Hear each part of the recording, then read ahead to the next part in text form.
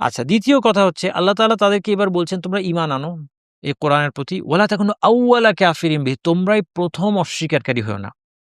এটার মানে কি? ইমাম আত-তাবারি বলছেন, তাকে বলা হচ্ছে তৎকালীন আহলে কিতাবদের মধ্যে আলেমদেরকে বলা হচ্ছে তোমরাই তোমাদের উম্মতের মধ্যে সবচেয়ে প্রথম কোরআনকে অস্বীকারী হয়ো না। তোমরা আলেম সমাজ। আলেম সমাজ যদি কোরআন অস্বীকার করে, এবং একটা জিনিস মনে রাখবেন, আপনি ভাবছেন এটা ইহুদিদের, এটা তো বাণীটা ইহুদিদের, ওয়ালা তাকুনু আউওয়ালা কাফিরিন বিহি।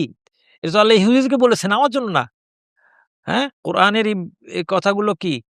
না, এটা আমাদের জন্য। ইহুদিদের জন্য তো বটেই, কিন্তু ইহুদিরা কোরআন পড়ে? ইহুদিরা কোরআন পড়ে না। আমাদেরকে বুঝতে হবে। আমাদের আলেমদেরকে বুঝতে হবে। আমাদের সবাইকে বুঝতে হবে। ওয়ালা তাকুনু আউওয়ালা কাফিরিন বিহি। কেউ যদি ইলম থাকার পরে কোরআনকে অস্বীকার করে বসে, হাদিসকে অস্বীকার করে বসে, তাহলে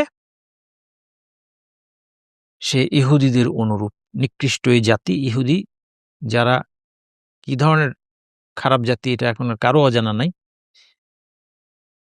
বাকি সব একমত হয়ে গেছে। হ্যাঁ? ওদের সম্পর্কে বাকি সারা বিশ্ব একমত হয়ে গেছে। শুধু ওরা আর ওদের টাকা খেয়ে যেসব লিডাররা তাদেরকে সাপোর্ট দিচ্ছে তাদের কথা আলাদা। বাকি সবাই ইভেন তারাও জানে। যাই হোক, তাইলে আমরা যদি মনে না করি যে মানে এগুলো শুধু ইহুদিদের জন্য, এটা আমাদেরকে বুঝতে হবে।